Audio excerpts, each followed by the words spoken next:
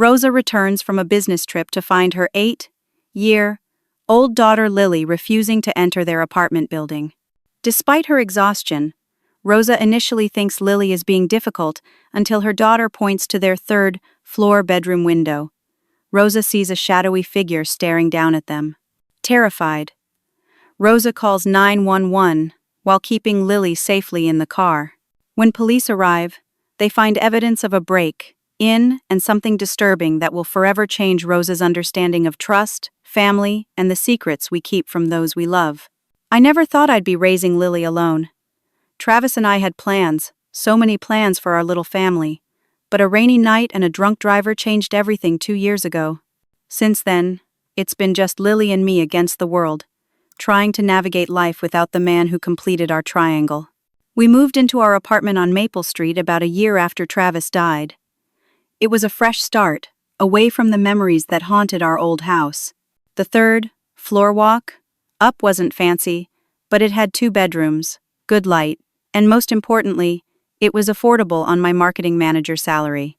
Lily adjusted quickly, making the small bedroom her own with twinkling fairy lights and the butterfly decals Travis had helped her put up in our old home. The grief counselor told us that maintaining routines would help Lily process her loss.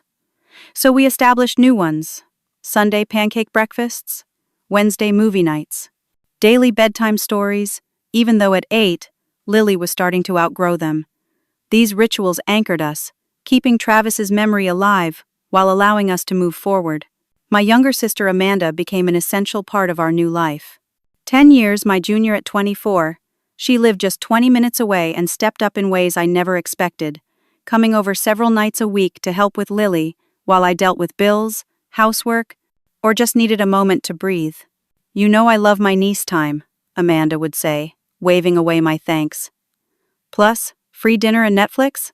I'm practically stealing from you." When the promotion came, I was torn. Senior marketing director meant a 30% salary increase, which we desperately needed with Lily's therapy costs and the medical bills I was still paying off from Travis's final days. But it also meant occasional overnight business trips. "You deserve this, Rosa," Jessica, my best friend since college, insisted over coffee. "And Lily will be fine with Amanda for a night or two. You've been carrying everything alone for too long." I accepted the position, and for the first few trips, everything went smoothly. Amanda would stay at our place, sleeping in my room while I was gone. Lily would call me before bed, chattering about what they'd done that day. I'd return to find the apartment tidy, Lily happy, and usually some leftover cookies they'd baked together. "Aunt Mandy lets me stay up until 9, Lily confided after my 3rd trip, her voice a conspiratorial whisper. "Does she now?" I raised an eyebrow at my sister, who shrugged unapologetically. She finished all her homework. Amanda defended herself. And we were watching a documentary about sea turtles. It was educational. The Boston trip was supposed to be routine. 2 days, 1 night, presenting our new campaign to a major client. I'd done it before, but something felt different this time. A week before I was scheduled to leave, I started noticing small things around the apartment. My coffee mug on the wrong side of the sink. The bathroom towels folded differently than how I'd left them. The throw pillows on the couch rearranged. Nothing major, nothing worth mentioning to anyone. I chalked it up to Lily becoming more helpful around the house, or Amanda stopping by when I was at work. Then the phone calls started. 3 or 4 times a day, hang-ups when I answered. Caller ID showed different numbers each time, all from our area code. Telemarketers, I reasoned, or wrong numbers. The night before my trip, I woke at 3 in the morning with the unshakable feeling someone was watching me. I sat up, heart pounding, eyes scanning the darkness of my bedroom. The curtains fluttered slightly from the heating vent beneath them, creating shifting shadows on the wall. Nothing was there. Of course nothing was there. I was letting stress get to me. "You've got this," I told myself as I packed the next morning. "It's just 1 night." I left Lily with extra, tight hugs, and Amanda with detailed instructions about Lily's routine, emergency contacts, and the casserole I'd prepared for their dinner. "We'll be fine, sis," Amanda rolled her eyes, but squeezed my hand reassuringly. "Go knock 'em dead." That night in my hotel room, I called to say goodnight to Lily. Amanda answered, the TV audible in the background. Hey, everything okay? I asked, that nagging feeling of unease returning. All good here, Amanda said cheerfully. We had dinner, and now we're watching a movie. Right, Lil? I heard Lily's voice in the background, unusually subdued. Hi, Mom. Is she okay? I frowned, sitting up straighter. Just tired, Amanda assured me. We went to the park after school, and she ran around like crazy with some friends we met there. I spoke to Lily briefly, but she seemed distracted, answering my questions with one-word responses. I attributed it to the movie capturing her attention, and told myself not to be the anxious mom who couldn't let her child enjoy time with her aunt. Love you, sweetheart. I'll see you tomorrow evening, I said. Love you too, she replied. And then, so quietly I almost missed it. Please come home soon. Those words echoed in my mind as I tried to sleep that night. Please come home soon. Something in her voice didn't sound right. But kids got clingy sometimes, especially kids who'd lost a parent. I was overreacting. Still, I called the client first thing in the morning and asked if we could move our afternoon meeting to the morning. Thankfully, they agreed. I finished my presentation by noon, skipped the team lunch, and caught an earlier flight home. I'd surprise Lily and Amanda, maybe take them out for ice cream to thank my sister for helping. I had no idea I was racing home to a nightmare. The taxi dropped me off outside our apartment building at 4:30 in the afternoon. I paid the driver, grabbed my small suitcase, and texted Amanda. Surprise, I'm home early. Coming up now. I spotted them immediately. Amanda and Lily, sitting on a bench in the small park across from our building.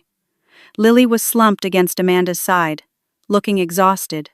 Amanda was staring at her phone, scrolling with a frown. She jumped when she saw my text, head snapping up to scan the street.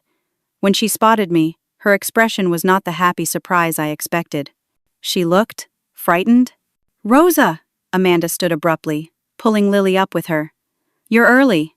Finished sooner than expected, I smiled, bending down to hug Lily, who clung to me with unusual intensity. Everything okay? Why are you guys sitting out here? We just needed some fresh air, Amanda said quickly. Lily wasn't feeling well, so I thought. Maybe she needed to get outside for a bit. I pulled back to look at my daughter. Her face was pale, her eyes shadowed as if she hadn't slept well. What's wrong, sweetie? Are you sick? Lily shook her head, glancing nervously toward our building. Just a headache, Amanda interjected. Listen, I've got to run. Work emergency. They called while we were sitting here. She was already backing away, gathering her purse. I'm so glad you're home early to take over. Wait, Amanda, I started. But she was already hurrying down the sidewalk. Call you later, she called over her shoulder. Love you both. I stared after her retreating form, baffled by her behavior. This wasn't like Amanda at all. She would normally stay to chat, give me a rundown of their time together, at least help carry my suitcase upstairs. Okay then, I muttered, turning back to Lily. Ready to go upstairs, kiddo? You can lie down if you're not feeling well. What happened next still chills me when I think about it. Lily's entire body went rigid. She clutched my hand with both of hers, shaking her head violently. No, she whispered. I don't want to go in there. Lily, what's wrong? Did something happen? She wouldn't meet my eyes. I don't like it in there anymore. A cold sensation crept up my spine. Sweetheart, you have to tell me what's wrong. Did you and Aunt Amanda have a fight? Did something scary happen? Lily remained silent, her eyes fixed on the ground. I sighed, attributing her behavior to exhaustion or perhaps an argument with Amanda that neither wanted to tell me about. Well, we can't stay out here all night. Let's go up, and you can tell me what's bothering you once we're home. I took her hand and began leading her toward the building entrance. Her steps grew slower the closer we got, until she stopped completely at the front door. I'd never seen her like this. My brave, resilient girl suddenly terrified of our own home. Lily, please. I'm tired from traveling. We need to go upstairs. She looked up then, her eyes wide with fear. Slowly, she raised her arm and pointed toward our building. I followed her gaze up to the third floor, to our apartment windows. "Mom," she whispered, her voice trembling. "Look at the window." At first, I didn't see anything. The afternoon sun was creating a glare on the glass of our bedroom window. Then a shadow moved, a figure stepping back from the window, but not before I caught a glimpse of someone standing there, looking down at us. Someone in our apartment. On the third floor, where nobody should be. My heart lurched painfully in my chest. "Get back to the park," I ordered, pushing Lily behind me while fumbling for my phone. "Go sit on that bench. Now, Lily." For once, she didn't argue. I dialed 911 with shaking fingers, never taking my eyes off our window. "911, what's your emergency?" "There's someone in my apartment," I said, my voice surprisingly steady despite the terror flooding through me. "I just got home from a business trip, and my daughter and I can see someone in the window. We're outside the building, third floor, apartment 304, 521 Maple Street. Are you and your daughter in a safe location?" "Yes, we're across the street in the park. Officers are being dispatched now. Please stay where you are until they arrive." The operator stayed on the line with me as we waited, asking questions about who had access to my apartment when I'd left town, if I'd noticed anything missing or disturbed before I left. I answered mechanically, my eyes fixed on our windows, but there was no further movement. 2 police cruisers arrived within minutes, lights flashing but sirens silent. 4 officers approached us, 2 female, 2 male. One of the women, Officer Diaz, according to her nameplate, took my statement while the others entered the building. "Is there anyone who might be in your apartment legitimately? Maintenance worker? Neighbor with a key?" Officer Diaz asked. "No. Only my sister Amanda has a key, and she just left." I explained about my trip and coming home early. "And your daughter was with your sister the entire time?" "Yes. They were sitting in the park when I arrived." Officer Diaz glanced at Lily, who was huddled on the bench, hugging herself. "And what did you see, sweetheart?" Lily looked at me, then back to the officer. "A man," she said softly. "In Mom's room." My phone rang one of the officers inside the building. Officer Diaz answered it on speaker. "We've secured the apartment," a male voice reported. "No one's here now, but there's evidence of a break-in. You and the residents should come up. There's something they need to see." Officer Diaz escorted us upstairs. Lily clung to my hand, growing more reluctant with each step. When we reached our door, she tried to pull back. "It's okay," I assured her, though I felt anything but certain. "The police are here. No one's going to hurt us." The moment I stepped inside, I knew something was wrong. The apartment looked almost normal. Almost. But like a photograph, where someone has digitally removed an object, leaving the faintest outline of what used to be there. Things were slightly out of place. The couch pillows arranged differently than how I left them. The fruit bowl centered on the kitchen island instead of in its usual spot by the refrigerator. My books rearranged on the shelf. One of the male officers, Detective Reynolds, approached us. "Miss Valdez, nothing appears to be stolen, but your apartment has definitely been disturbed. The lock on your fire escape window was broken. Based on the pattern of disturbance, we believe someone has been staying here, possibly while you were away." "Staying here?" I echoed, feeling sick. "You mean like living in our apartment when we're not home?" "That's what it looks like. There's food in your trash that's not completely decomposed restaurant takeout from places you don't recognize?" I nodded numbly as he showed me the evidence bag containing Chinese food containers from a restaurant on the other side of town that I never ordered from. "But there's more," he continued grimly. "Your daughter's room. We found something you need to see." I followed him to Lily's bedroom, telling her to wait with Officer Diaz. The room looked largely untouched, bed made neatly, stuffed animals arranged on the pillows, books on the shelf. But Detective Reynolds pointed to the small decorative shelf above her desk where she kept special treasures, a snow globe from our trip to New York, a jewelry box Travis had given her, a framed photo of the 3 of us. "There," he said, pointing to a tiny black object nestled behind the frame. "And here." He indicated another one tucked into the light fixture. "And here." A third hidden among her collection of small figurines. "What are those?" I asked, though I already suspected the answer. "Hidden cameras," Recently installed, based on the lack of dust. High definition, motion, activated, with remote viewing capability. He showed me one in an evidence bag. It was smaller than my thumbnail. There's another in your bathroom and two in your bedroom. The room spun around me. Someone had been watching us, watching my daughter, in our most private spaces.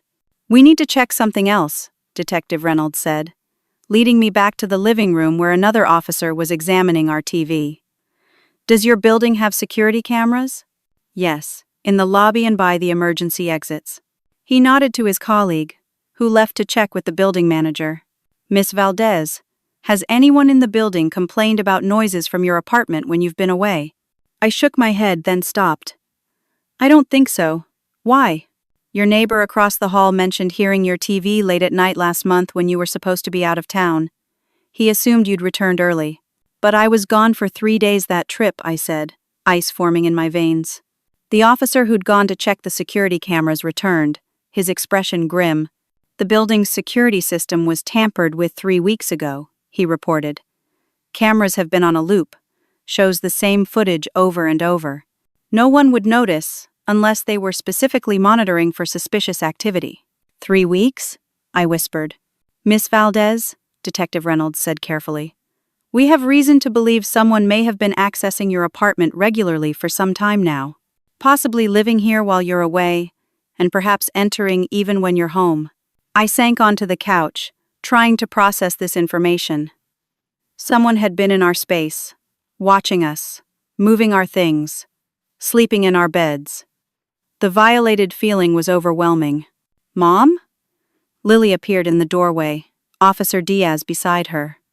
My daughter's face was a mask of fear, and something else, a knowledge beyond her years.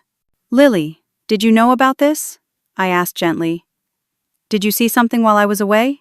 She looked down at her shoes, then at Officer Diaz, who nodded encouragingly. There were noises, Lily whispered.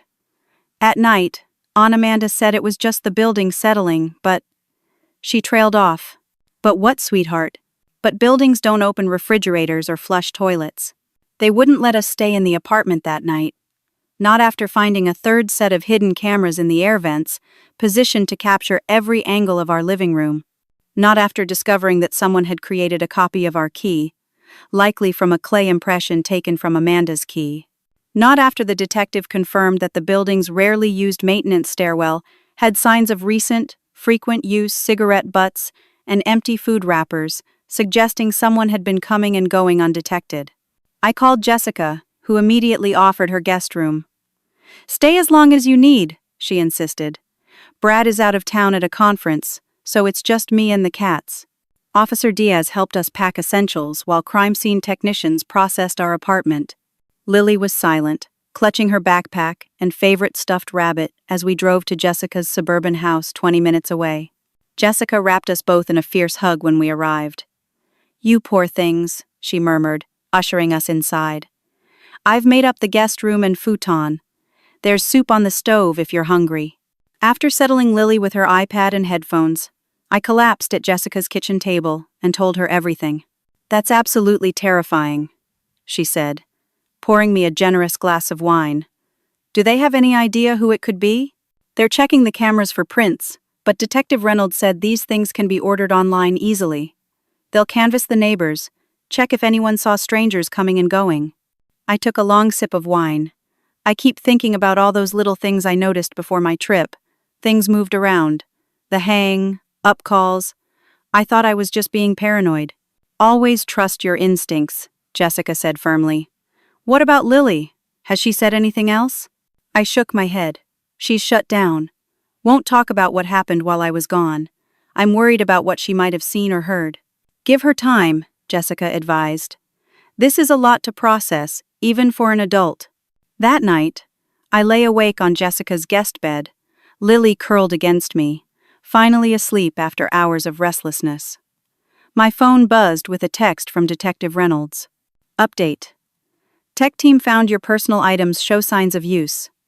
Toothbrush damp, bed sheets recently slept in, clothes in hamper appear worn, but not by you based on makeup traces not matching your shade. More concerning, Fingerprint match on bathroom faucet. David Mercer. System says he's your ex-boyfriend? Need to speak with you tomorrow. David. My stomach clenched. We'd dated for 7 months after I'd been alone for a year, following Travis's death. Handsome, attentive, worked in finance. It started wonderfully. He was great with Lily, brought me coffee in bed, remembered every little detail I mentioned. Then came the possessiveness. Checking my phone, questioning male coworkers who called, getting angry when I had to work late. The final straw was when he surprised us by letting himself into our apartment using a key he'd made without my permission. I broke it off 6 months ago, changed the locks, and thought that was the end of it. I barely slept that night. The next morning, I called my boss and explained I needed a few days off for a family emergency. Then, I took Lily to Jessica's kitchen, made pancakes neither of us really wanted, and tried to coax her into talking. "Sweetie, I need you to tell me if you saw anyone in our apartment, anyone at all." Lily pushed her pancakes around her plate. "I don't want to get anyone in trouble." "You won't get anyone in trouble. But something bad was happening, and the police need to know so they can make sure we're safe." She hesitated. Aunt Amanda said not to tell. My blood ran cold. "Tell what, Lily? What did Aunt Amanda say?" But Lily clammed up again, shaking her head stubbornly. "I met Detective Reynolds at the police station at 10. He brought me to a small interview room and showed me photos of the evidence they'd collected. The security footage we recovered shows someone entering your building through the service entrance multiple times over the past month," he explained, showing me grainy images of a figure with a hood pulled low. "They're always careful to keep their face hidden from cameras." "And you found David's fingerprints?" "Yes, but there's a complication. We brought him in for questioning this morning. He admits to being in your apartment about 3 weeks ago, but claims it was just to pick up some belongings he'd left behind. Says your sister let him in." "What?" "Amanda would never." "We're checking his alibi for the night you returned home. He claims he was at a work function with dozens of witnesses." Reynolds leaned forward. "Miss Valdez, is there anyone else who might have an unusual interest in you or your daughter? Any conflicts? Custody issues?" "No, there's no one. Travis's parents both passed before he did. I have no custody disputes. I get along with my coworkers." I rubbed my temples, feeling a headache coming on. "This has to be David. He was obsessive, controlling. We'll keep investigating him, but we need to consider all possibilities." Our digital forensics team recovered some deleted footage from the hidden cameras. He hesitated. "Miss Valdez." "Rosa, it shows someone moving around your apartment at night during your previous business trips, while your daughter was asleep in her room." I felt physically ill. Oh God. Based on the behavior patterns and comfort level moving around the space, we believe this is someone with intimate knowledge of your home and routines, not a random intruder. When I returned to Jessica's house, I found Amanda sitting in the kitchen with Jessica and Lily, tears streaming down her face. "Rosa, I'm so sorry," she began as soon as I walked in. "I had no idea." "Lily, go to the guest room for a few minutes," I interrupted, my voice tight with anger. "Jessica, would you mind?" Jessica nodded, taking Lily's hand. "Let's go check on those cats, kiddo." As soon as they were out of earshot, I rounded on my sister. "What the hell is going on, Amanda? The police tell me David was in our apartment 3 weeks ago, that you let him in? And what was with you yesterday, running off like that?" Amanda collapsed into sobs. "I never meant for any of this to happen. David called a few weeks ago, said he left some expensive cufflinks at your place. I thought it would be okay to let him grab them while we were there. I watched him the whole time, I swear. And yesterday? Why were you and Lily sitting outside? What did you tell her not to tell me?" She wiped her face, looking miserable. "Marcus has been having roommate problems. He needed somewhere private to stay sometimes." "Marcus? Your new boyfriend? The one I've never met?" The pieces started falling into place with sickening clarity. "You've been letting him use my apartment when I'm away?" "Not to live there," Amanda protested. "Just for privacy, for us to be together sometimes without his roommates around. Only when you were on trips, he would never install cameras or stay overnight." "Then who was in our apartment yesterday?" Who has been living there, Amanda? I don't know, she cried. I swear, Rosa, I don't know about any of that. Maybe it is David. Maybe he made a copy of my key that day he came for his stuff. I should never have let him in. I'm so sorry. What did you tell Lily not to tell me? I demanded. Amanda looked away. I told her not to mention Marcus being at the apartment. I didn't want you to be mad about him being there. That's all. I didn't believe her, not completely. But before I could press further, my phone chimed with a text from an unknown number. You shouldn't have come home early. Lily was safer before you interfered. My hands shaking, I showed Amanda the message. Her face went pale. Rosa, I swear I don't know anything about this. You have to believe me. I wanted to believe her. But someone had been in our home, watching us, sleeping in our beds. Someone had been there while my sister was supposedly watching my daughter. And now they were sending threatening texts. What else was Amanda hiding from me? And who was really watching us from that window? The police placed a patrol car outside Jessica's house that night. Detective Reynolds had taken my phone to try tracing the threatening text, though he wasn't optimistic. These messages are usually sent through temporary numbers, burner phones, he explained. But we'll do our best. I couldn't sleep, sitting instead by the window in Jessica's guest room, watching the street while Lily tossed restlessly in bed. Around 2 a.m, my borrowed phone from Jessica rang Detective Reynolds. We found something else in your apartment you need to know about, he said without preamble. There's a small access panel to a crawl space in your hall closet, behind where you hang your coats. I know about it. The super showed it to me when we moved in. It's just electrical access. It's been modified. Someone created a small living space in there. Cushions, food wrappers, water bottles, and waste bags. His voice was grim. They also created a viewing point into both bedrooms by drilling tiny holes through the back walls of your closets. I felt the room spin around me. Are you saying someone was living in our walls? It appears that way. The space connects to the building's ventilation system. Someone familiar with the building's construction could use it to move between floors unseen. Oh God, I whispered, looking at Lily's sleeping form. Has this person been watching us all along? Even when we were home? It's possible. We're checking with your building management about maintenance staff, anyone who might know the building's layout well enough to exploit it this way. After we hung up, I couldn't stay still. I paced Jessica's guest room, checking the closets, looking behind furniture, examining air vents.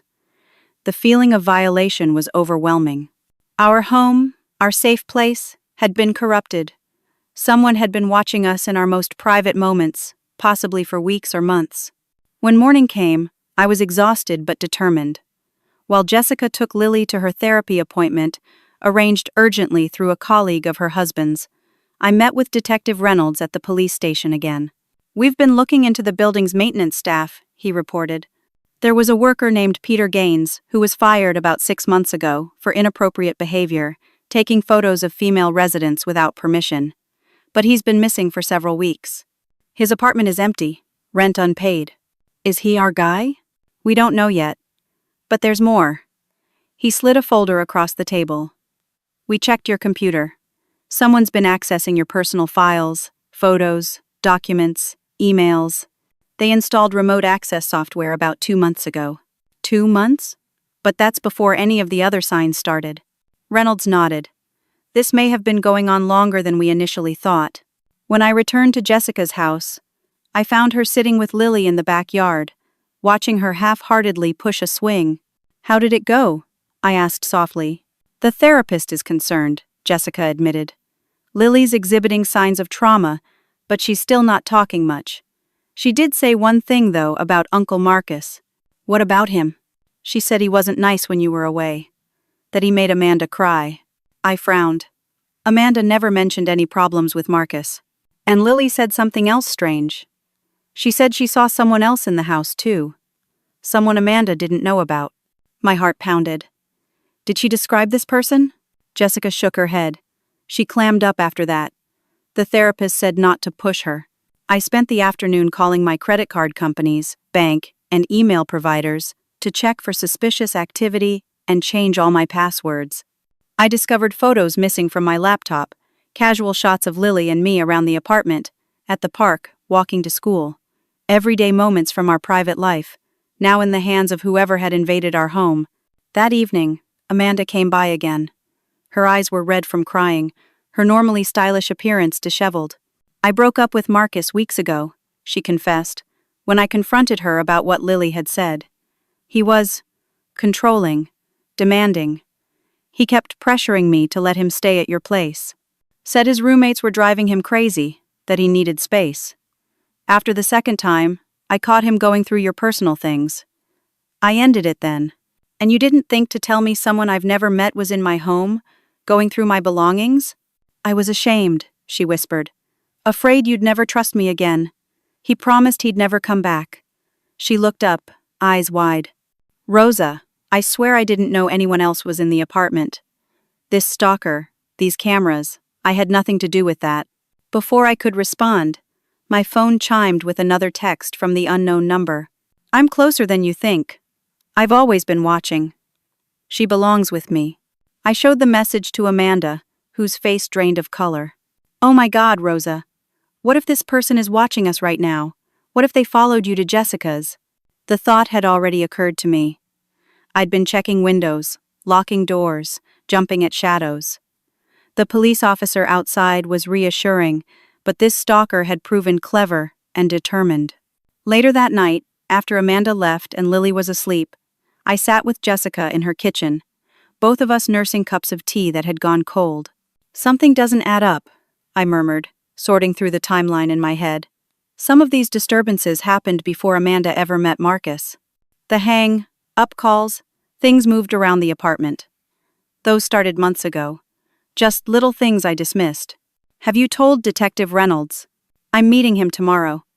They've been looking deeper into David's background." I rubbed my tired eyes.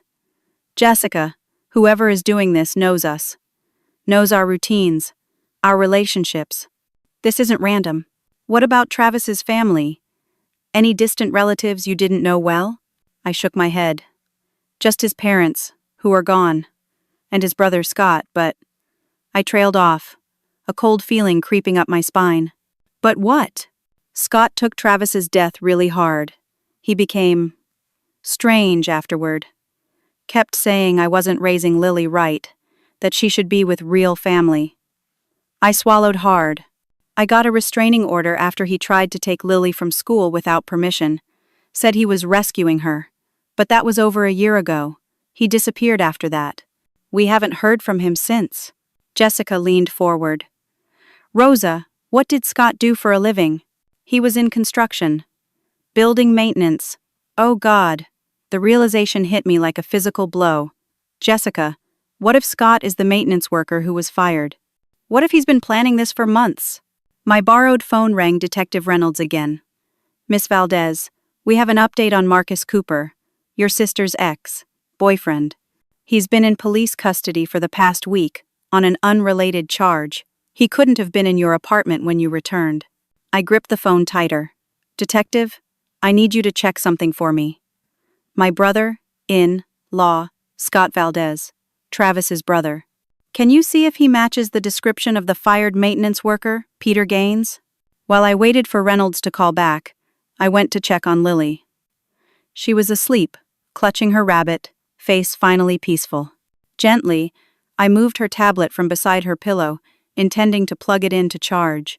The screen lit up with a message notification from a game app she played. From Uncle Scott. "Don't worry, Ladybug. I'm going to rescue you soon. From all of them." Ladybug. Travis's nickname for Lily. My hands shaking, I took the tablet to show Jessica just as my phone rang again. "Miss Valdez," Reynolds said urgently. "Scott Valdez and Peter Gaines are the same person. He used a false identity to get hired at your building 6 months ago. We tracked his phone to an abandoned building near you, but he's already gone. We're searching the area now." A crash from the front of the house, Jessica screaming. Then, silence. The officer outside wasn't responding to his radio. Something was very wrong. I froze, clutching the phone, my mind racing. "Detective Reynolds," I whispered. Someone's in Jessica's house. I heard a crash, and now it's silent. Get to Lily. Lock the door. We're sending units now. I dropped the phone and ran to the guest room, scooping up my still, sleeping daughter. Her eyes flew open as I carried her to the attached bathroom, the only room with a lock. Mom, what's happening? Shh, it's okay. We just need to be quiet for a little while. I locked the door, turned off the light, and sat on the floor with Lily in my lap, trying to control my breathing. Through the thin walls, I heard heavy footsteps moving through the house. Where's Jessica? Lily whispered. I don't know, sweetie. I pressed my finger to my lips, indicating silence, and pulled out the phone to text Reynolds. In bathroom, with L. Locked door. Can hear someone in house. The footsteps grew closer. A floorboard creaked right outside the guest bedroom. Then silence. Rosa. A man's voice, familiar yet strange. I know you're here. I just want to talk. Scott. My dead husband's brother. The man who had been living in our walls, watching us, planning God knows what. Please come out. I don't want to hurt anyone. Jessica's fine, just sleeping. I had to make sure she wouldn't interfere. Lily's eyes widened in recognition of the voice, and I tightened my arm around her. I'm doing this for Travis, Scott continued, his voice closer now, right outside the bedroom door. He would want me to protect Lily. You've been neglecting her, Rosa. Leaving her with that irresponsible sister of yours. With strangers. Travis trusted you, and you betrayed him. My phone vibrated silently. Reynolds. Units 2 minutes out. Stay hidden. I've been watching you both, Scott went on, documenting everything. The times you leave Lily alone to take phone calls. The times you're too busy with work to listen to her. The inappropriate men you've brought around her. Travis would be ashamed. His distorted perception of reality was chilling. The inappropriate men could only be David, who had never stayed overnight and had always been respectful around Lily. The leaving her alone was likely when I stepped onto the balcony for work calls while Lily did homework at the kitchen table, always within my sight. The bathroom doorknob jiggled. I know you're in there, Rosa. Don't make this harder than it needs to be. Lily belongs with her father's family. With me? The police are coming, Scott, I called, trying to keep my voice steady. You need help. This isn't what Travis would want. Don't tell me what my brother would want, he shouted, making both Lily and me jump. You killed him. You made him rush home that night because you couldn't handle Lily's fever on your own. If he hadn't been speeding to get back to you, he'd still be alive. The guilt I'd carried for 2 years came flooding back. Travis had been at a work dinner when Lily's temperature spiked to 104. I'd called him, panicking, and he'd rushed home in the rain. The drunk driver who hit him ran a red light, but if Travis hadn't been hurrying... No. I couldn't let Scott's twisted logic sink in. Travis's death was a tragic accident, not my fault, not Lily's fault, and certainly not a justification for Scott's deranged behavior. I heard sirens approaching. Scott heard them too. We're out of time, he said, his voice suddenly calm. I'll come back for you, Ladybug. Uncle Scott will save you soon. Footsteps retreating rapidly. A back door opening and closing. Then the crash of the front door being broken down. Officers shouting commands. Police, hands where we can see them. In here, I called. We're locked in the bathroom. Officers escorted us out to find Jessica unconscious on the living room floor, a nasty bruise forming on her temple but breathing steadily. Paramedics arrived to take her to the hospital while Detective Reynolds debriefed me. We found evidence of Scott's hideout in the abandoned building, he reported. He's been planning this for months. There were photos of you and Lily all over the walls. A detailed log of your comings and goings. He's been stalking you long before he gained access to your apartment. Do you think he's gone for good? I asked, holding Lily close as we sat in the back of a police car. Reynolds shook his head grimly. His behavior is escalating. He broke into a home with a police officer outside. He's growing desperate. We'll need to move you to a secure location until we find him. They took us to a hotel under police protection, 2 officers stationed outside our door. Lily finally fell asleep around dawn, exhausted from fear and confusion. I sat by the window, watching the street below, jumping at every shadow. My phone rang Jessica's husband Brad, calling from the hospital. "She's going to be okay," he assured me. "Concussion, 20 stitches, but no skull fracture or brain injury. She's asking about you and Lily. Tell her we're safe." "God, Brad, I'm so sorry. If anything had happened to her because of me—" "Stop that," he interrupted. "This is not your fault. It's the fault of one disturbed individual, no one else." After we hung up, I paced the hotel room, trying to piece everything together. Scott had clearly been planning this for a long time. He'd created a false identity to get hired at our building. Used his knowledge of the structure to create hiding places, spy on us. He'd been gathering evidence of my supposed neglect, probably planning to try for custody of Lily. But how had he gotten access to our actual apartment? The key copy, made from Amanda's key, might explain recent entries, but what about before that? I called Amanda from the hotel phone, waking her. "Rosa, are you okay? What's happening?" "We're safe for now." I filled her in quickly about Scott, the break, in at Jessica's, our current location. "Amanda, I need you to think carefully. Did you ever lose your key to my apartment? Even temporarily?" She was silent for a moment. "There was one time, about 4 months ago. I thought I'd left it at your place, but then found it in my purse a day later. I assumed I'd overlooked it, or Scott took it long enough to make a copy, then returned it so you wouldn't suspect." "Oh God, Rosa. This is a nightmare." While Lily slept, Detective Reynolds arrived with more information. We found messages on Scott's computer. He's been in contact with a private detective, building a case against you, claiming you're an unfit mother. "That's ridiculous. I've done everything for Lily." "We know that, but Scott is delusional, convinced that you're to blame for Travis's death and that Lily isn't safe with you." He hesitated. "Miss Valdez, I need to ask, has Lily said anything about interactions with Scott? Did she know he was in your home?" "She hasn't said much at all." I glanced at my sleeping daughter. "The therapist advised not to press her." "I understand, but any information could help us find him." I nodded, then remembered something. Lily's tablet. There were messages from Uncle Scott on her game app. That's how I realized it was him. Reynolds took the tablet to have it analyzed by their tech team. While he was gone, I sat beside Lily, gently stroking her hair. She stirred, looking up at me with eyes so like her father's. "Is the bad man gone?" she whispered. "Yes, sweetheart. The police are looking for him. He can't hurt us now." She sat up, hugging her knees to her chest. "He said he was going to take me to live with him. That you didn't want me anymore." "That's not true, Lily. Not any of it. I want you more than anything in the world. He would come into my room at night sometimes," she continued, her voice small, "when you were on trips.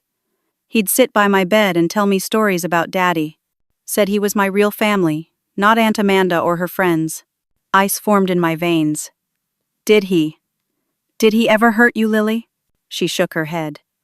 "No, but he scared me. Said I shouldn't tell anyone about our secret talks or bad things would happen to you."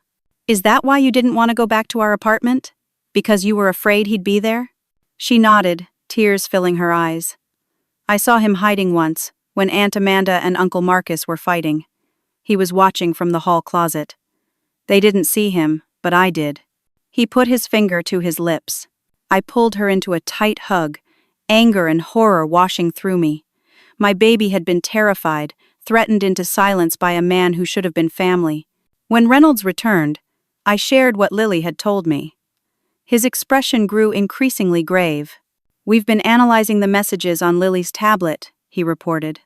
"Scott has been communicating with her for months, gradually gaining her trust, then trying to turn her against you. It's a classic grooming technique. He's trying to abduct her, isn't he?" Reynolds nodded solemnly. "I believe that's his end goal, yes, and he's escalating.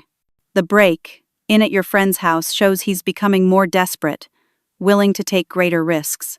So what do we do now? We keep you both under protection while we track him down.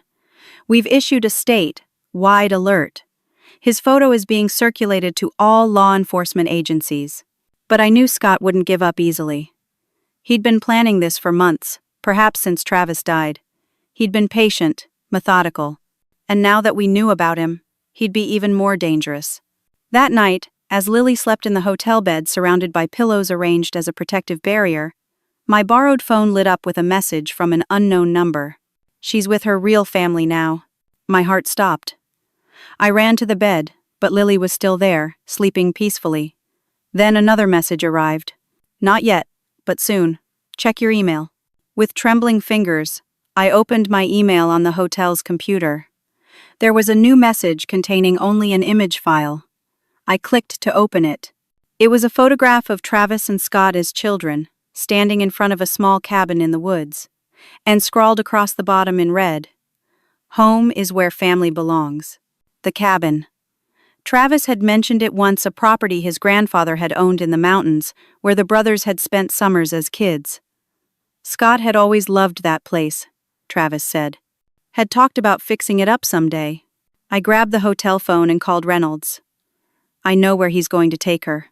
The rain fell in sheets, drumming against the roof of my rental car as I navigated the winding mountain road. The police had wanted me to stay behind, to let them handle this, but I'd refused. This was my daughter. My fight. "We'll be right behind you," Detective Reynolds had promised, organizing a tactical team. "But it will take time to get everyone in position. These mountain roads are treacherous in the rain, and we need to approach carefully in case he's watching." I couldn't wait. Not after what Reynolds had told me before I left. "We found more evidence at Scott's hideout," he'd said grimly. "Detailed plans for extracting Lily. A new identity for her. Passports. He was planning to take her out of the country. So now, I drove alone through the storm, guided by GPS coordinates Reynolds had obtained from county property records. The cabin was registered to Travis and Scott's grandfather, who had died 15 years ago. Apparently, neither brother had ever changed the ownership records, but Scott had been paying the property taxes.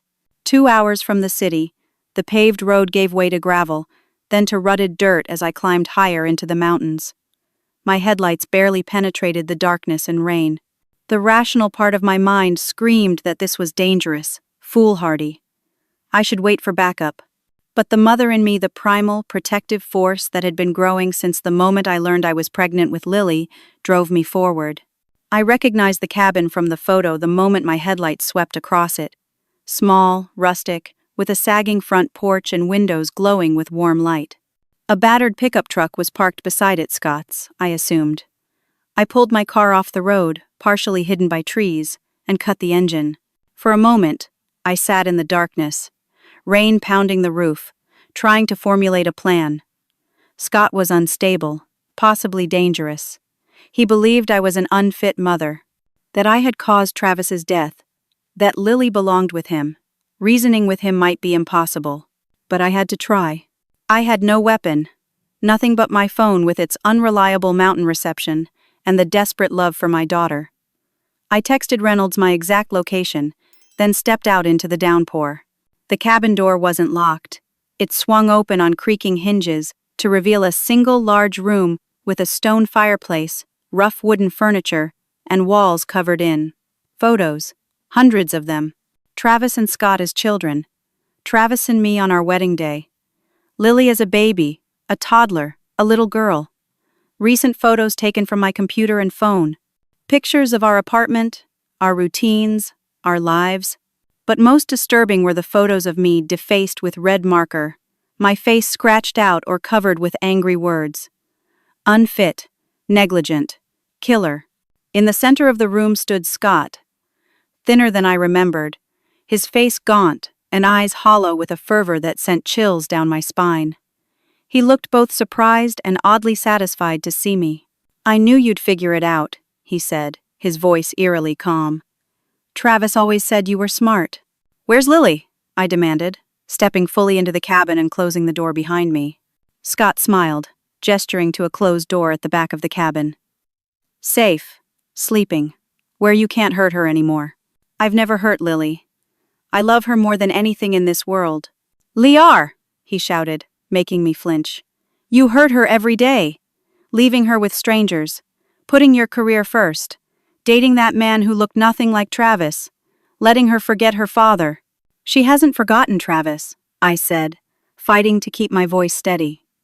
We talk about him every day. We look at photos. I tell her stories. She knows how much her father loved her. Scott paced in agitation, running his hands through his unkempt hair. It's not enough. She needs family, real family. Travis's blood.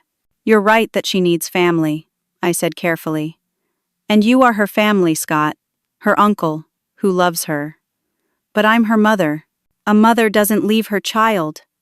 A mother doesn't make her husband drive in a storm. A mother doesn't kill the father of her child. Each accusation hit like a physical blow. The guilt I'd carried about Travis's death. The working mother's guilt about time away from Lily. The guilt about trying to move forward with my life. Scott was weaponizing it all against me. Travis's death was an accident, I said firmly. A terrible, tragic accident caused by a drunk driver. Not by me. Not by you. Not by anyone who loved him. He was rushing home because you couldn't handle a simple fever. Scott spat.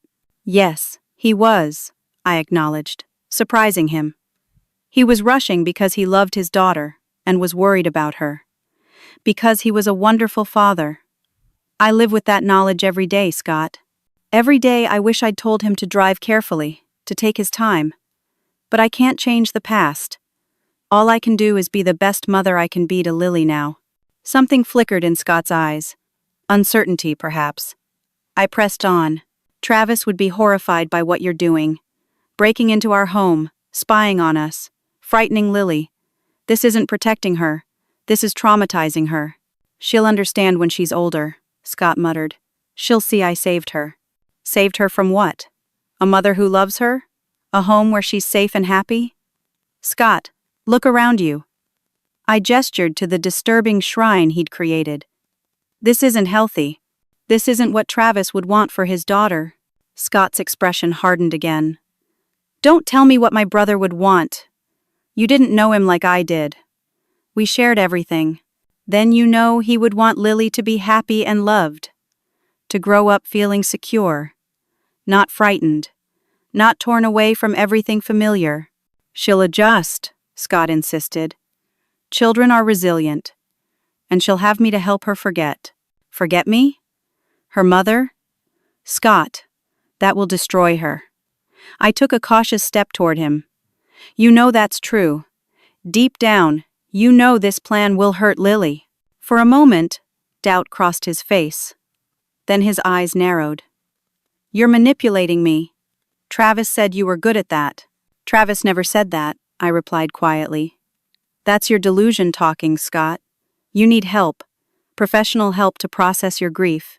I'm not the one who needs help, he shouted, lunging toward me. I stumbled backward, but he grabbed my arm, his fingers digging painfully into my flesh. You're trying to confuse me. It won't work. I have all the evidence. He gestured wildly at the photos on the walls. Documented proof of your neglect. What you have is proof of a normal, loving home, I countered, trying to keep the fear from my voice. Show those photos to any court, any social worker, and they'll see a mother doing her best to raise her child after losing her husband. Scott's grip tightened, his face inches from mine. You think you've won because you found us.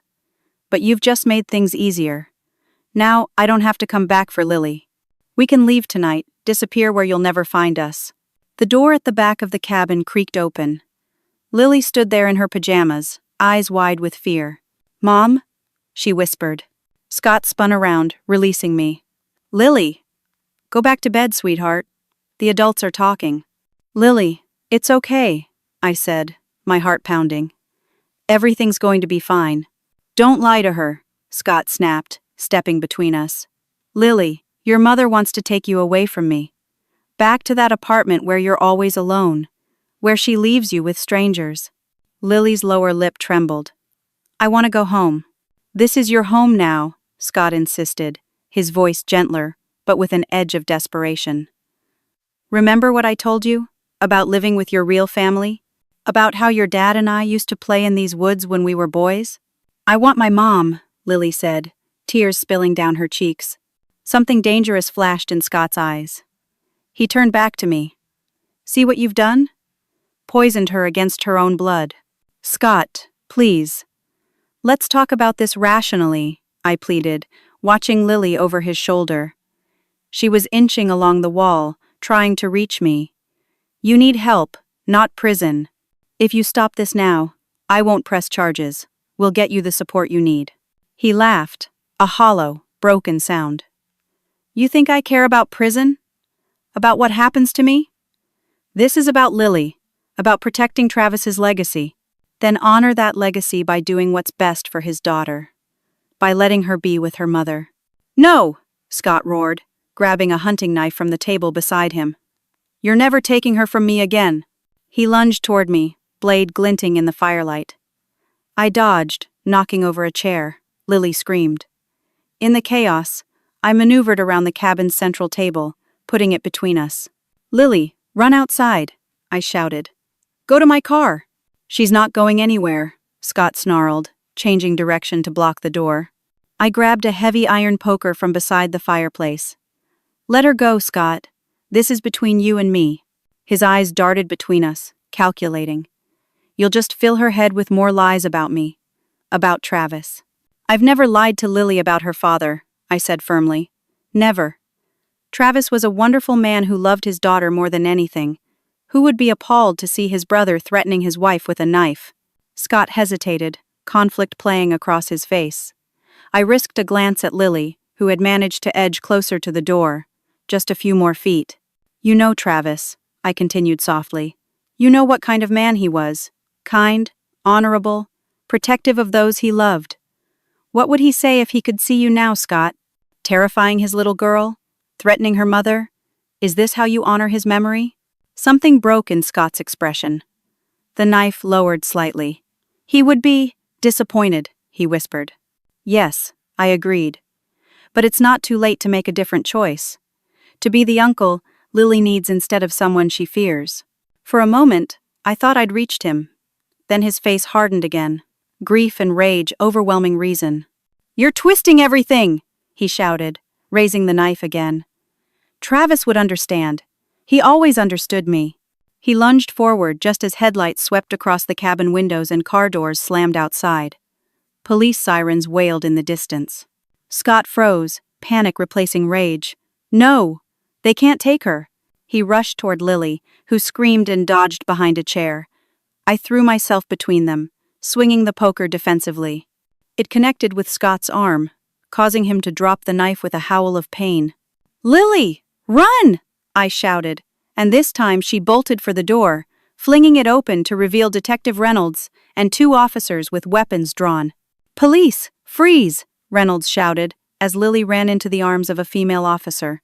Scott stared at them in disbelief, then at me with pure hatred. You planned this. You led them here. I'm trying to help you, Scott, I said, backing toward the door as Reynolds entered, gun trained on Scott. Please don't make this worse. Down on the ground, hands where I can see them, Reynolds ordered. For one terrible moment, I thought Scott might charge them, forcing them to shoot. Instead, he sank to his knees, all the fight draining from him, as he looked at the photos of Travis surrounding him. I just wanted to protect her, he whispered. Like he would have. As officers handcuffed him, Scott's eyes found mine one last time. He loved you, you know, more than you deserved. I know he did, I replied softly. And he loved you too, Scott. He would want you to get help, not end up like this. Outside, I found Lily wrapped in an emergency blanket in a police car, a female officer sitting beside her. I pulled my daughter into my arms, both of us shaking with relief and leftover adrenaline. You came for me, Lily whispered against my neck. Always, I promised, holding her tighter. I will always come for you.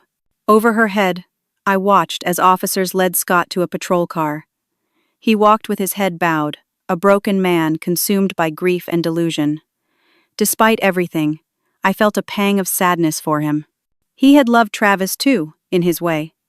That love had just twisted into something unrecognizable. As rain continued to fall around us, I held Lily close, whispering the only truth that mattered. We're going home now. The real home. Together. 3 months can change everything. or nothing at all. In our case, it changed the physical circumstances of our lives while reinforcing the emotional truth at our core. Lily and I were a team, unbreakable. We didn't return to our apartment on Maple Street. Couldn't, really. The walls that had witnessed so much invasion of our privacy could never feel safe again. Instead, we found a bright two-bedroom on the 7th floor of a building with 24-hour security, keycard access, and a doorman who knew every resident by name. "Good morning, Miss Valdez. Good morning, Miss Lily," George would call each day as we headed out for school and work. His cheerful presence was both welcoming and reassuring, another set of eyes keeping watch. Our new home came equipped with a comprehensive security system I could monitor from my phone, cameras at the door, window sensors, motion detectors that we armed at night and when we were away. What could have been instruments of fear, we transformed into tools of empowerment. Lily helped me name each sensor. The front door became guardian, the windows, watchers, the motion detector in the hallway. "Sir Spots, A. Lot. Sir Spots A. Lot is activated, Captain Mom," Lily would announce solemnly each night before bed, giggling as she saluted me. Turning security into a game rather than a source of anxiety was just one of many suggestions from Dr. Winters, the child psychologist who had been working with Lily since that terrible night at the cabin. The change in my daughter over those 3 months was remarkable. The fearful, withdrawn child who flinched at shadows had gradually returned to the confident, creative girl I knew. "She's resilient," Dr. Winters assured me during our monthly parent consultation. "The trauma is still there, but she's processing it in healthy ways. The fact that you rescued her, that you were the hero in her story, gives her a powerful sense of safety." "Some hero," I murmured. "If I'd been more observant, none of this would have happened." "Self-blame isn't productive, Rosa," Dr. Winters said firmly. "Scott was clever and determined. He exploited everyone's trust, not just yours. What matters is how you responded when you discovered the truth." Scott had been committed to the state psychiatric hospital after being diagnosed with complicated grief disorder and delusional psychosis. According to Detective Reynolds, who kept me updated, Scott barely spoke anymore, spending his days writing long letters to Travis that he never sent.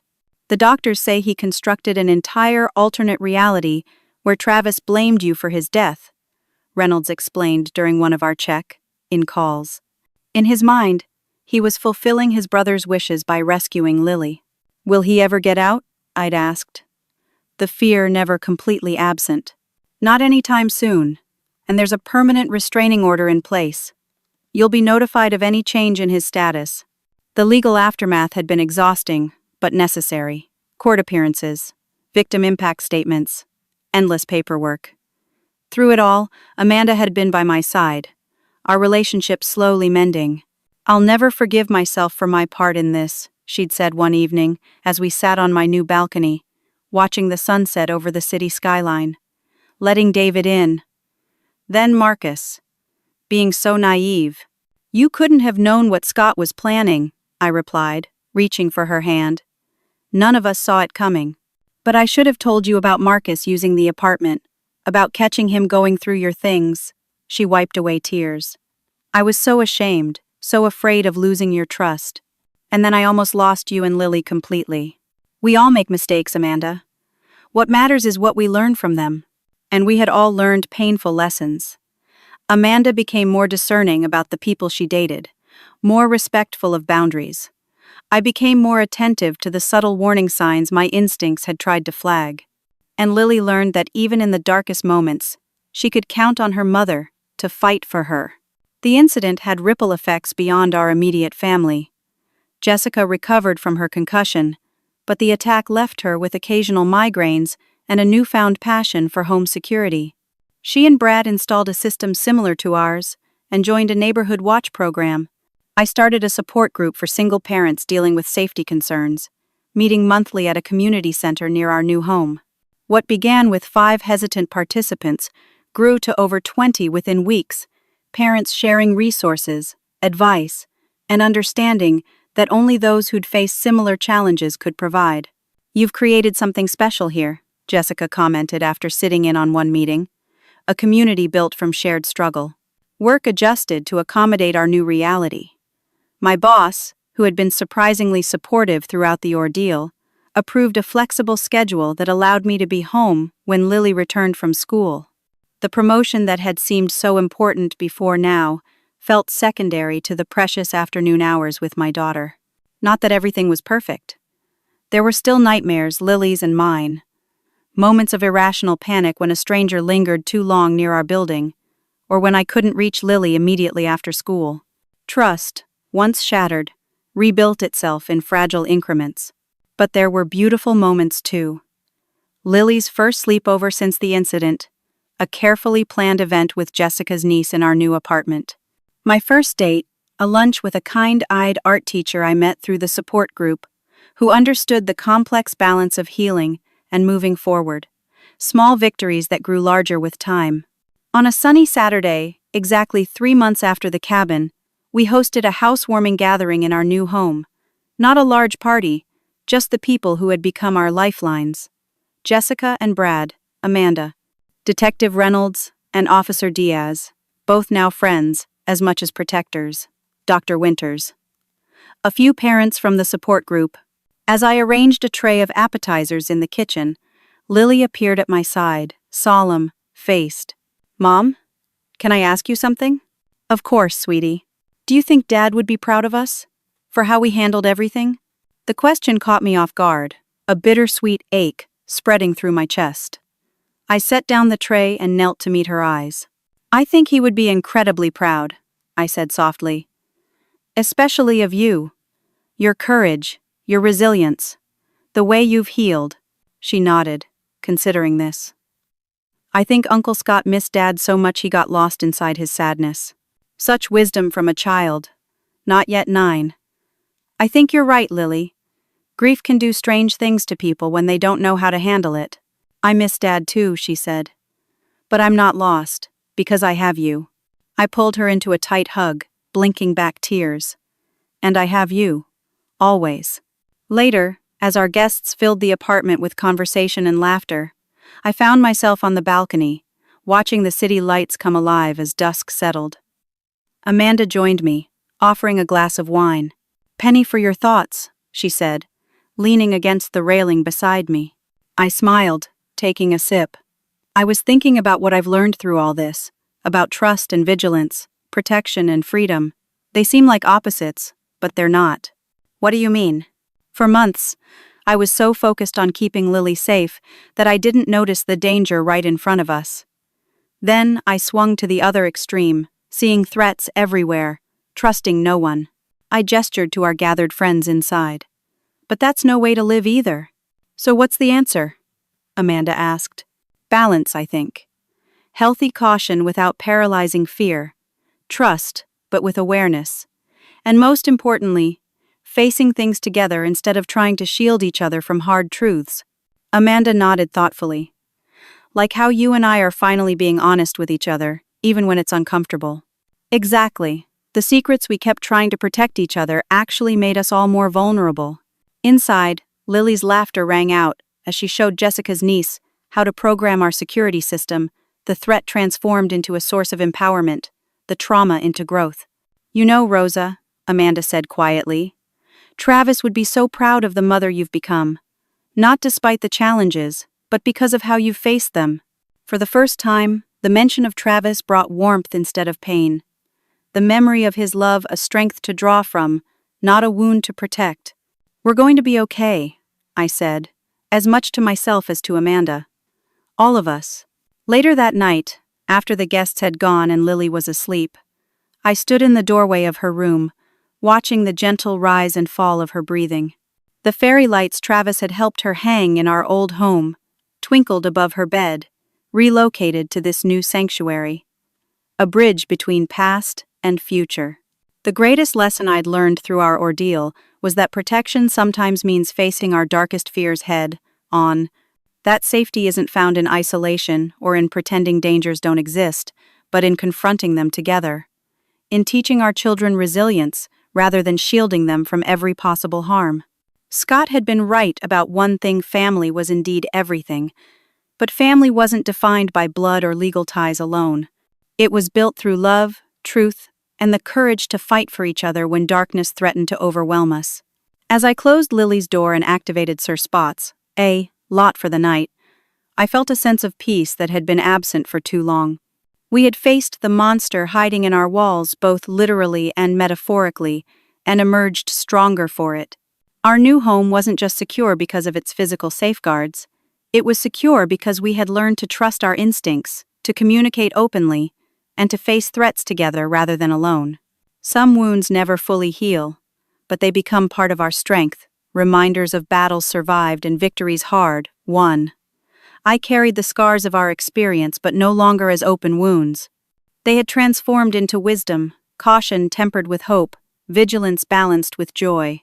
Have you ever experienced that instinctive feeling that something wasn't right, but dismissed it as paranoia? Those little signs that your subconscious recognizes before your rational mind catches up? I'd love to hear about a time your intuition protected you or someone you love. Comment below with your story, and don't forget to like this video if it resonated with you. Subscribe to hear more real, life experiences, and share with someone who might need a reminder to trust their gut instincts. Thank you for listening. And remember, sometimes the greatest act of love is simply paying attention to the quiet warnings we too often ignore.